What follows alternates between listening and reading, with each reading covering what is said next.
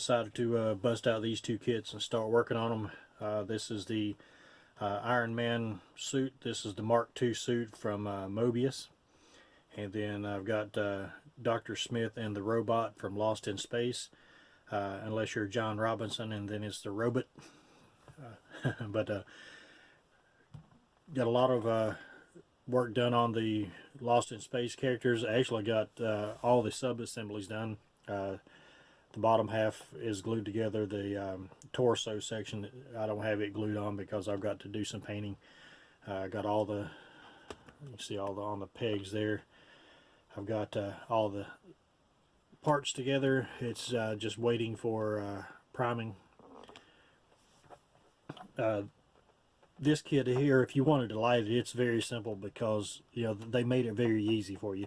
The base is hollow, so it would hide a 9-volt battery pack easily, and then you got clear parts for the voice area here, and then the panels underneath. If you decided you wanted to light it, I mean, it would be fairly easy to do. I'm not going to light this. I'm just going to do a static model just like you see it here. Now the Iron Man, I have decided that it shows silver, and it shows the Mark II silver suit on the box, but it's going to be the Mark II the red and gold version, which is right here. So that's what I'm going after, and he will be lit. I will be lighting up the arc reactor in his chest, and I'm going to light up the eyes and the pulsars in his hands. Repulsors, forgive me. Repulsors in his hands there. You got these parts here go on the feet, and that holds him to the pegs right now. I don't have it on there because he's just in mock-up stage right now. I wanted to see, for one, I wanted to see how tall he was. Excuse me. I wanted to see how tall he was and ease of assembly, because it's not a snap together kit, but it could be if you wanted it to be. And I also wanted to see, exactly how I would have to go about lighting it, kind of creating a mind, getting it in my mind of how I wanted to do the lighting and where I was going to run the wires and everything. But like I say, it'll be the red and gold version, and eyes, the pulse reactor, and the repulsors on his hands will be lit up. Also the base, it says Iron Man right here. I'm going to do, the base is going to be in dark gray with detail painting. There's lots of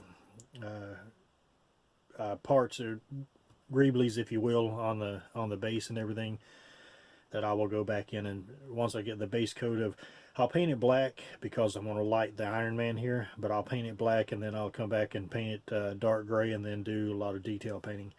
To get the Iron Man to light up, I'm going to put either 1 or 2 LEDs under here, or I may just use a little bit of LED tape, but I'm just going to paint it just like I normally would, and then come back and then just sand off where it says Iron Man, because the letters are raised enough to allow me to do that. Ease of lighting, you don't have to worry about masking off anything. But that's what I've got going on right now. The Iron Man, I've got the Alclad. I've got the Alclad paints here, the red and the gold. Not 100% sure that I'm going to use those. What I'm going to do, I've got a lot of seam work to do on here. Not necessarily the leg joints, but the legs themselves. I mean, it's each leg is in, there's 2, 4, 6 pieces, 7 if you want to count the hip joint where it joins it into the torso. So there's seams, galore in the legs and the arms and the head. So I've got to go back in and adjust all that, or adjust. Well, I can't even think. Not adjust it, but I've got to go back in and address the seam work. He looks all nice and shiny and silver, but that's, I don't know why they would have done that. I guess they expected people to just slap it together and put it on the shelf. But everything kind of locks together, so I've got to make an attack plan of how I'm going to do all the lighting.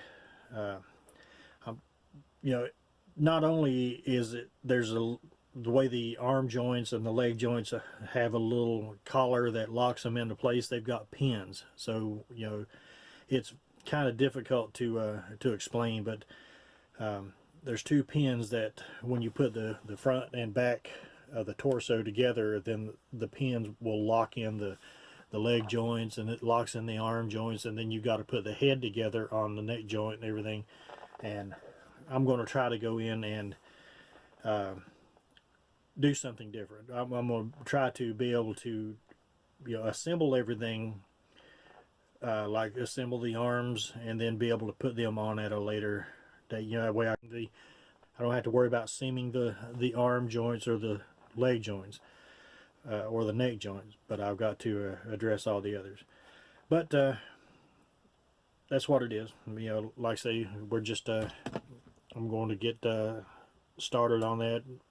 Like I say, the priming will be done on the Lost in Space characters today, so it's not going to be that big of a deal. So if you're following along, I appreciate it. So just stay tuned for the next update. So take care.